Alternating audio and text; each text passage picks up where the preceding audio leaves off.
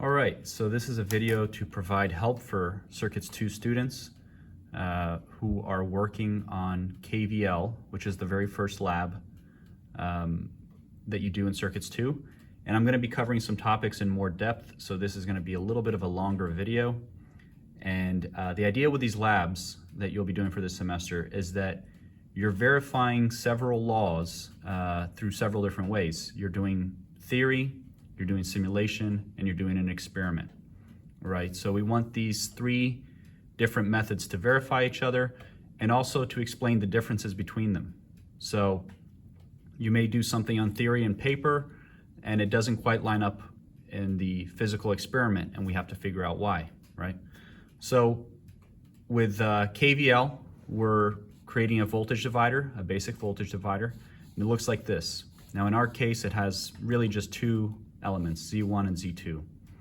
And we need to determine, given some voltage across our circuit, what is the voltage drop across those elements and what is the total current through the circuit. Now, we are going to provide you with some components and you are going to measure the values of those components and then perform some calculations. So I apologize for the quality here on the video, but I'm going to be switching between showing some work on paper and the simulation. And later I'll be showing also the physical experiment. So we just have to deal with that for a little bit. So, okay. I went ahead and picked out some components, right? I have here, you can see I have an inductor. Here I have a capacitor and I have a couple of resistors here, right? So I picked those out, but we're probably going to be providing you with values, and then you need to go and measure them. And you can use several different instruments that are available in the lab. You might use a multimeter to measure the resistor and the capacitor, and an LCR meter to measure the inductor. And I'll explain more about what those are. But in any case, I went ahead and measured my values, and I'm going to explain here what's going on. I have a diagram here of what my circuit looks like. This first resistor and the inductor are a combined Z1 element. And the second resistor and the capacitor, I treat those as my Z2 element. And now I've chosen here for my circuit a voltage of 2 volts peak to peak. And it is important to remember that it's peak to peak. So the calculations that I'll be doing will all be peak to peak. And 1500 hertz for my working frequency. Now you're going to vary this a little bit. You're going to choose slightly different values, and your values will differ a little bit. When you measure your own components, you're going to notice that it's different values. But I went ahead and measured my R1 to be 90.8 ohms, my R2 to be 51.1 ohms. My capacitor is 1.045 microfarads, and my inductor is 472.5 microhenries. I added a couple values here. When I measured my capacitor and my inductor on the LCR meter, it also provides me the resistance value of those. Because these are real physical components and not ideal components, they also have a resistance. But what I'm going to do in my calculations is I'm going to omit that. But you should bear this in mind, because when you're doing an error analysis, you need to explain discrepancies that exist between your physical circuit and your simulation, or physical circuit and your calculations, right? So one thing off the bat that I want to do is I want to determine the impedance of each of these combined elements, right? And I do need these equations here. I need my reactance equations for an inductor and my reactance equation for a capacitor. Bear in mind that an inductor is always positive and a capacitor always provides a negative reactance, rather. So these are the equations that I use. And if I plug in my values of L here and my working frequency here, I get this value, right? And I do the same thing for the capacitor. I plug in my value and I plug in my frequency, I calculate this value and I get this. So these are my reactances for my inductor and reactance for my capacitor. Now I want to use this equation to determine Z1, Z2, and Z total. So I go ahead and plug in those values. I plug in my R1 and my inductor value here, and I can determine the magnitude. Now this is important to note. It's the magnitude of my Z1 impedance. I do the same thing for my Z2. I plug in R2 and my capacitive reactance, and I get the magnitude of Z2. I can also calculate the total magnitude of my impedance, right? If I treat these as a lump sum element. So I get 171.9 ohms. Okay, so where does that take us? We can fairly quickly determine the magnitude of the voltage drops across Z1, Z2, and the current. We'll do that a little bit later. I use this equation here, and if you notice in your lab report, this equation here, right? This is the same equation. And I can calculate my voltage drop across V1. So I plug in my voltage source, which I said before was 2 volts peak to peak. I said my Z1 element was 90.9, the magnitude of its impedance, and my total was 171.9 ohms. And I get 1.057 volts peak to peak. I do the same thing for V2. I'm not showing the equation here, but it comes out to 1.322 volts peak to peak. Okay, so now you're asking yourself, why do these two values not equal to 2? It should, right? According to KVL, when we did circuits 1, we always found that the voltage drop across a voltage divider equaled voltage source. Well, it's because it's the phasor sum of the voltages that equals 0 around a closed loop. It's not simply the magnitude. So let's verify that. You don't actually need to do this for your experiment or for your calculations, but it's good for us to know why that's happening.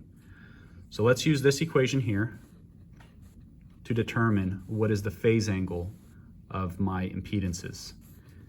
I plug in my reactance, which I showed on the previous page, and I plug in my resistance of R1. Now this is for the phase angle of Z1, and I get 2.805 degrees. I do the same thing for the phase angle of Z2, and I get negative 63.28 degrees. And then I want to do it for the total circuit as well. So this is my total reactance, right? It's the combination of this and this, and the total resistance, this, so this and this, and I get negative 34.37 degrees. Okay, so what do we do with that? If we look at the impedances of Z1, Z2, and Z total, this is how we would express them in phasor form, right? And also my voltage is technically a phasor, although I've added no phase to my voltage source. So let's calculate V1 and V2, including the phase. We use the same equation, but now we're including the phases of those elements. So what does it come out to? It's 1.05, and the phase angle is 37.18 volts peak to peak. Notice what I did here. This is Z1 divided by Z total. Z1 divided by Z total times the voltage source, and that's the value that I get. I repeat the same thing for V2, and I get 1.322 with a phase angle of negative 28.9 volts peak to peak. So let's convert this to rectangular and make sure that it makes sense. Now you should be familiar with your rules from trigonometry that tell you how to convert a magnitude and a phase to rectangular components, right? So that's all I'm really doing here. I'm taking the magnitude and the cosine angle and finding that rectangular component across the x-axis. And I do the same thing, and this expresses the magnitude in the complex plane, right?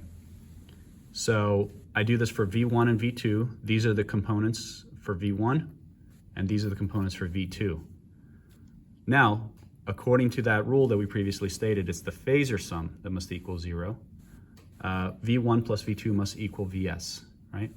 So if we add those components together, we do in fact get the voltage source. Now this is rounded a little bit here, so you can kind of ignore that, but I've rounded along several calculations, but it pretty much equals the voltage source. And of course, at the very end, we can calculate the current by saying Vs divided by Zt, and so that provides us the phase of the current. So let's do this here. Let's check the simulation and see what we get. Now we can cover Multisim in depth later on, but let me bring this in a little closer here. And hopefully it doesn't look too bad. So this is an interactive mode. I can run the simulation here, and I see that my voltage peak to peak from this point to this point, I'm using a differential probe, which is available right here. It's a differential probe, is 1.05 volts. So that's providing me the magnitude.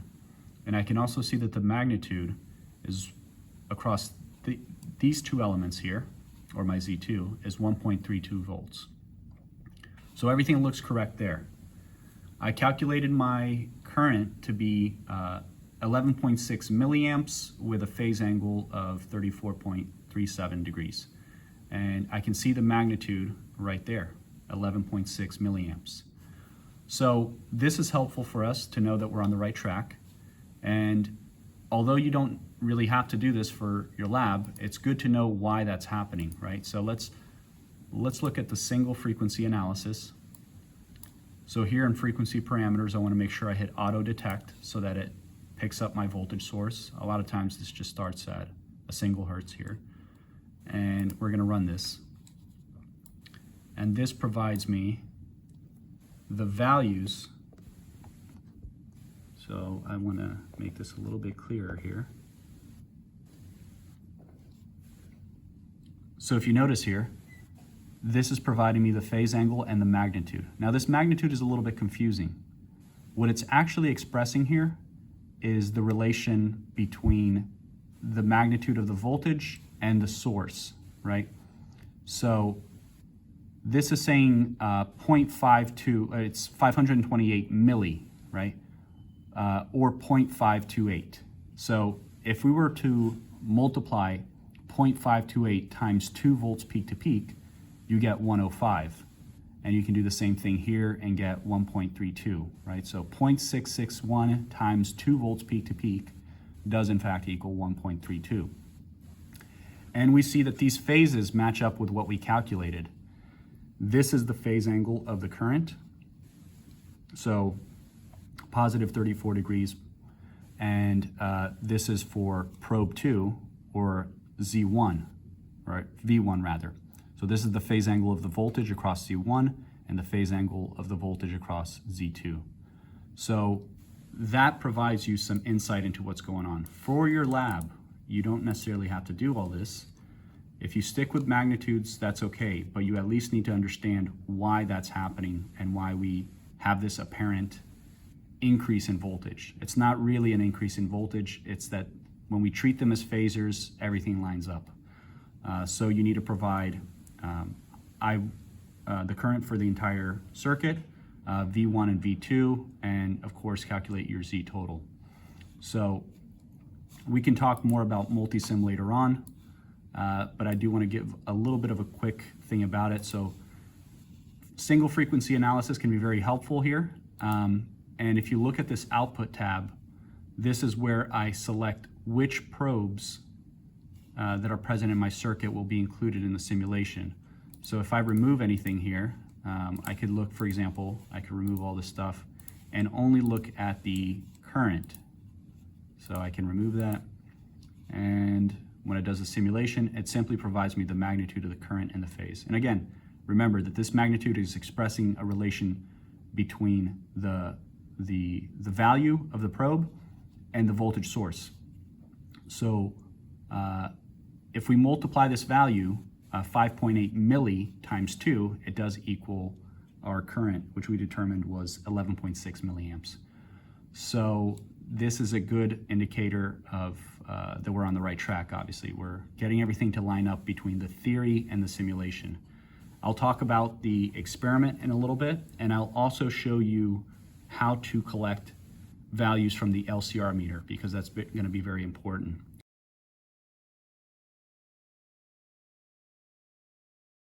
So I covered the LCR meter in a different video that you can find on the YouTube channel, but I'm going to explain it in the context of the lab that you're doing here, right?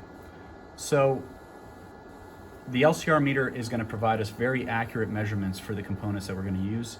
It's going to help you a lot through the course, because it can provide you impedance for an entire circuit rather than just for an individual component.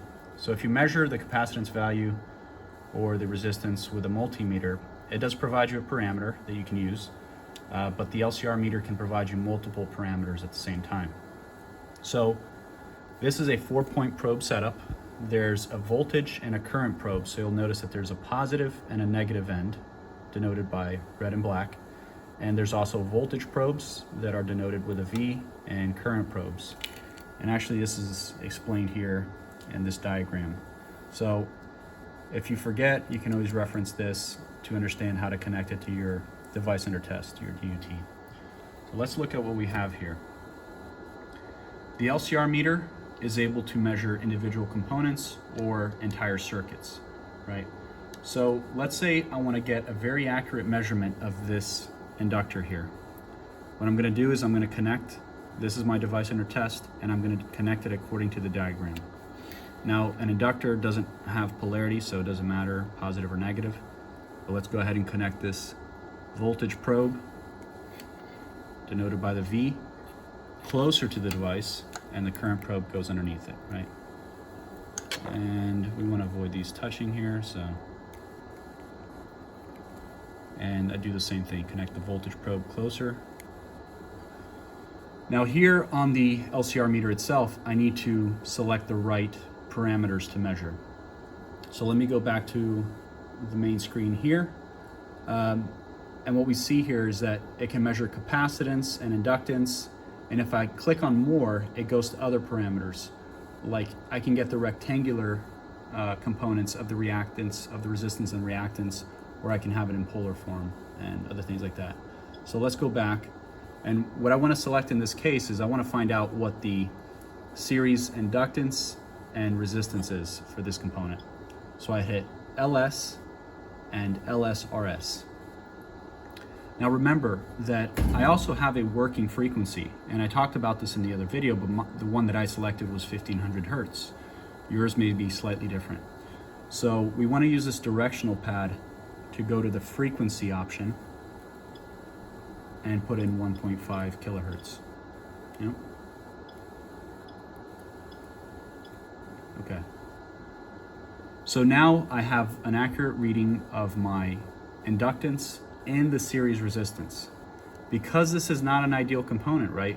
Everything physical circuit has a resistance. The dielectrics in your capacitor have a resistance. The wires that compose your inductor have a resistance. And in fact, they have parasitic capacitance, but we don't need to talk about that for right now. And so I get these very accurate readings. When I did my theoretical calculations and my simulations, I didn't account for this resistance.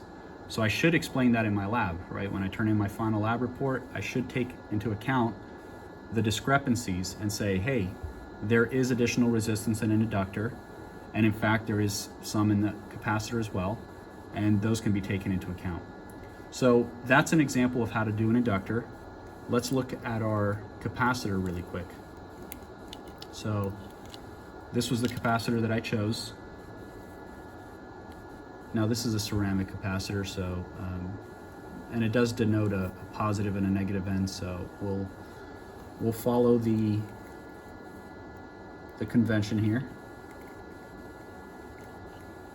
and let's switch this. Let's go back to function and switch this to series capacitance and series resistance.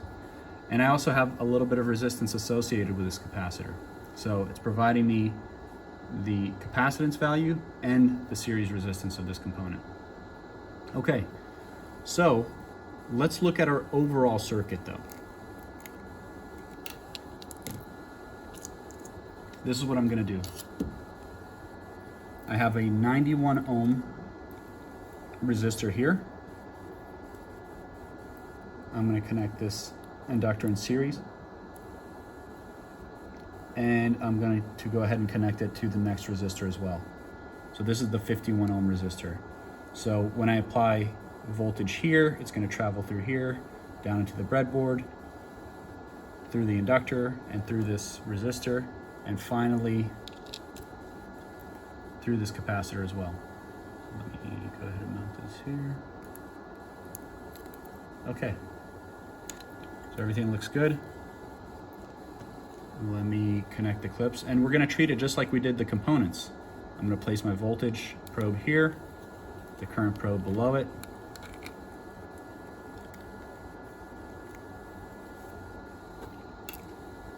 And same thing on the other side for my ground side. Okay, now let's switch the parameters over. Let's look at the overall impedance of our circuit. I still have my same working frequency, but now I've switched. Let's just go back. I selected more, and I can either select RX if I want it in rectangular, or I can select in polar form. And here it allows me to select degrees or radians, and I'm going to stick with degrees here. So let's compare this to what we got theoretically. When I calculated using these previously measured values, I got 171 for the magnitude of my impedance. In reality, I'm getting 183. So right there is the difference of resistance, right? And when I calculate the phase angle, I had negative 34.37 degrees, whereas here I have 33.1. So there are differences, right, between a physical circuit, which we'll measure, and which we'll get in theory and in simulation. So all of these kinds of things you want to take into account.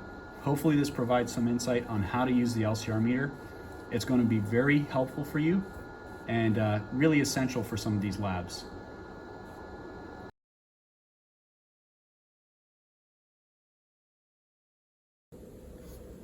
Okay, so let's do the experimental portion of this lab. What I have here is a function generator on the bottom and an oscilloscope on the top. The function generator is going to provide me a time-varying voltage, and the oscilloscope will be able to read that voltage.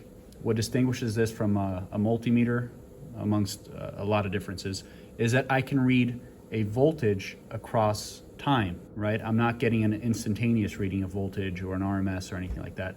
I can actually look at the quality of the signal. So how do we connect these to our board? I have my board here with my components connected in series. And what I'm going to do is, for the function generator, I need to be able to apply a voltage to my circuit. I'm going to be using this set of cables here. This is a BNC connector on one side, and I have micro grabbers, black and red. Okay, how do I connect it to the board? You'll see that there's two sets of outputs. There's two different channels, and I simply select one. What I need to do here is, if you look at this BNC connector, and I'll try to bring it up to the camera, is there's these two little slots on the side. And those have to line up with the little pins that are on the BNC connector on the function generator. So I go ahead and line those up, and I'm gonna push in a little bit and do a clockwise rotation, and it'll rotate. Make sure you don't force these.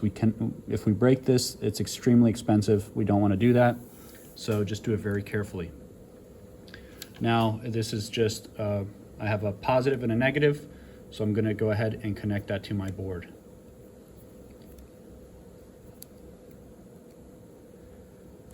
Now, my function generator just started up, so it has the default parameters, and I need to change it to what I'm going to be using.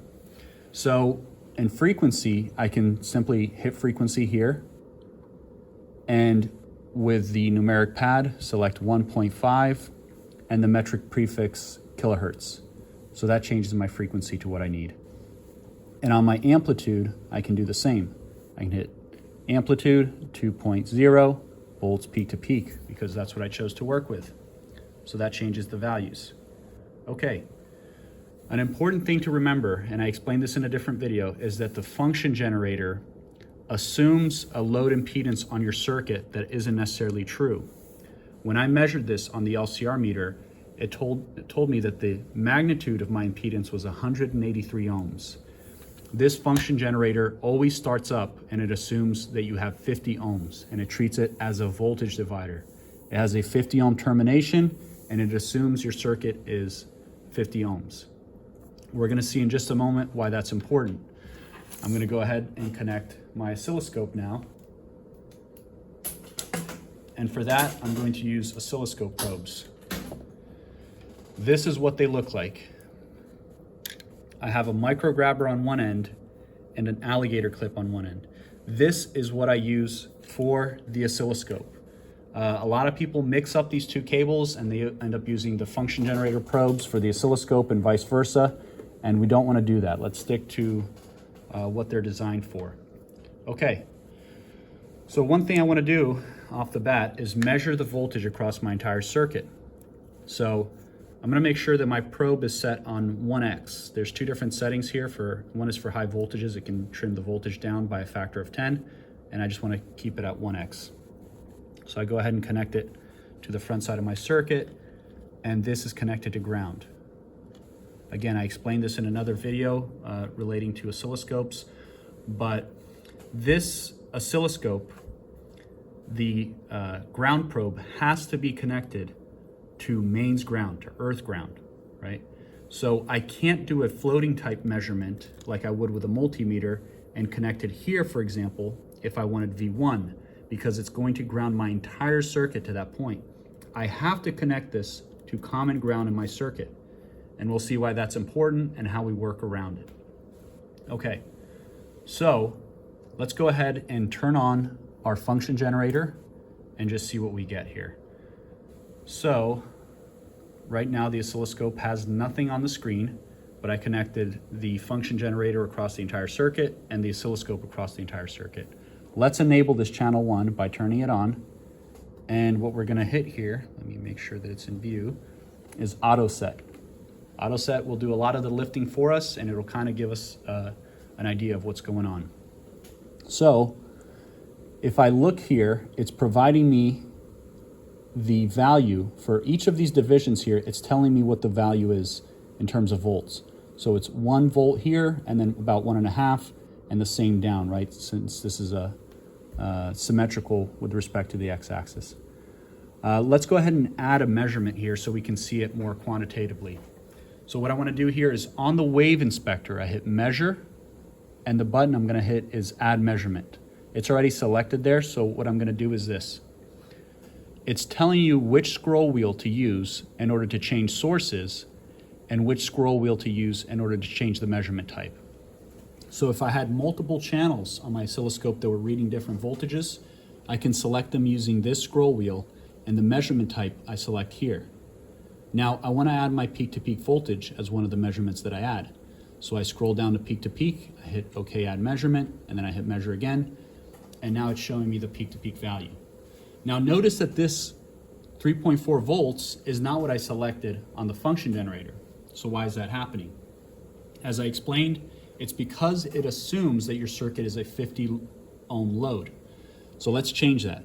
We're going to go to top menu on the function generator, output menu, load impedance. We're going to punch in 183 ohms. It gets a little bit closer. It's still not totally correct. So that's another thing you have to remember, is the function generator won't provide you the exact value. It'll be a little bit off. So we still have to make an adjustment for that. So let's go back to our amplitude, and let's change it until we get to 2 on the oscilloscope. The oscilloscope is the one that's telling us what is really happening. The function generator is making an educated guess, we'll call it. So I change that until it's 2 volts. Nope, too much. Even more incremental here. And you know, you don't have to get it exactly on, but now we have 2 volts across our circuit, and that's verified by the oscilloscope. But now we want to find out what is the voltages across those individual impedances, like we did for our theoretical and our simulations. So let's go ahead and connect another oscilloscope probe. Oh, messing this up here. Okay. And let's enable that channel. Obviously there's nothing on it right now. Now I'm going to connect this across V2 in my circuit. Remember, this is a 90 ohm resistor, then my inductor, and then a 51 ohm resistor and my capacitor. And this is treated as my Z2 element. So I want to find out the voltage across that. So I'm going to connect it here. And you don't need the second grounding element. Sometimes if you have grounding issues, it can help, but they're all connected. The grounds for all of these probes are connected, so you only need one grounding element. Okay, let's go ahead and add the measurement for that second channel, which is now measuring V2. So I'm gonna reduce here the size of this, and I can increase or decrease the scaling with this, and also the time scaling can be increased or decreased here. So go to measure, and we have source 2 selected. I can select source 1 or source 2, and I have peak to peak added, so let's add that as a measurement. So now it's telling me 1.3. What did we calculate for V2? We ended up calculating 1.32. So plenty close enough, right? Our V2 calculation ended up being 1.32 volts peak to peak, and according to our measurement here, it's 1.3 volts.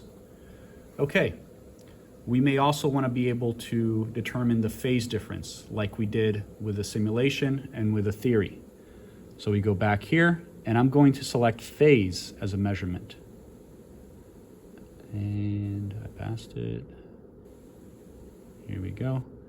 And I'm selecting from source 2 to 1, right? So the difference in phase from V2 to V source. I hit OK, add measurement, and I get this as my phase. What was the phase angle that we determined for V2?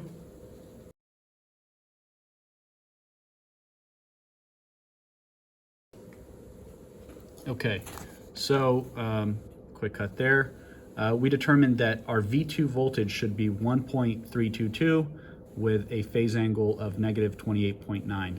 And we're getting very close to that. Maybe I should zoom in here just to show. But that's very close to what we get. Okay, so we want to determine V1 as well. So how do I determine V1 if I have to keep this grounded at that point? Well, this is a voltage divider, and the ratio of the voltage drops is going to be the same regardless of whether Z1 appears first or second in the circuit. So let's go ahead and remove this from the circuit, take these probes off. I'm going to make a little adjustment here. Now it's a good idea to always turn off your voltage source while you're doing this. So I'm going to put Z1 behind the Z2 element now.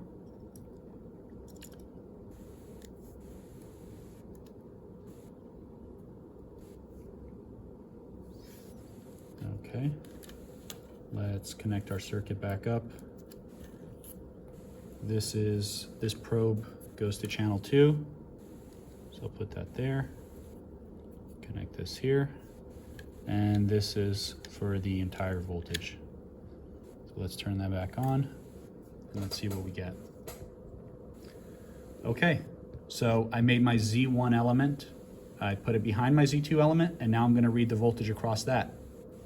Because again, I have to keep this connected to common ground. So let's look at what we get here. Zoom in here a little bit. And if we look, what do we calculate for our V1? We said we needed 1.05 volts with a phase angle of 37.18. And we get very close to that. So right there, we verified our voltage for our KVL rule lab. We can also do another thing, which is we want to verify the current across our circuit. I'm going to go back to my circuit here. Let me zoom out. Okay. Now, the oscilloscope only allows us to read voltages. But if I have a known resistor value, as I do in this case, and a voltage, I can calculate the current across it. So let me do another little trick here. I'm going to switch the position of this inductor and this 90.8 ohm resistor here. So I'm going to change that again. And now my V2 probe, I'm simply going to place across my resistor. I'm going to connect it back here and turn this on. Now let's look at these values. me zoom in again. Okay, so it's telling me that the voltage across that resistor is a little bit under a volt, and the phase angle is 34. Now, we determined that we needed 11.6 milliamps with a phase angle of 34.37. If you divide this voltage, 994 millivolts, by 90.8 ohms of resistance, you get approximately 11.6 milliamps. It's a little shy of, but it's close enough, right? We can, of course, also use our multimeter here, but this, you have to remember, will read RMS voltage, not peak to peak. If we want to keep everything peak to peak, we can use this method for reading the current. But I will demonstrate this really quick, how to read the current using this multimeter. Remember that if you're reading a current measurement, you have to break the circuit. What does that mean? Let me remove all of these things here, and just to make it a little bit more clear, I'm only going to keep my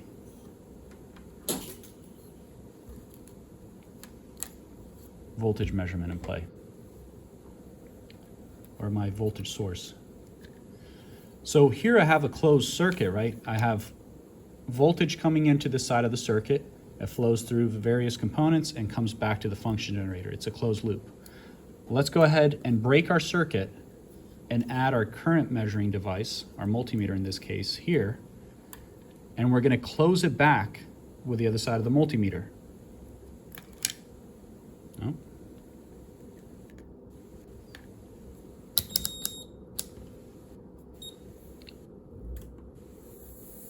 So this is giving me 3.78 milliamps RMS. Now, we want to be familiar with what the conversion is between RMS and peak to peak, but it checks out, right? We could have done that with the function generator as well. Let me do this here just to illustrate.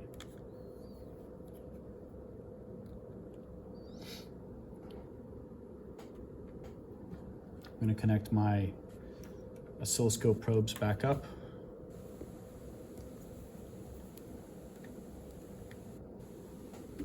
And we'll do this. We'll add a measurement parameter, which is RMS.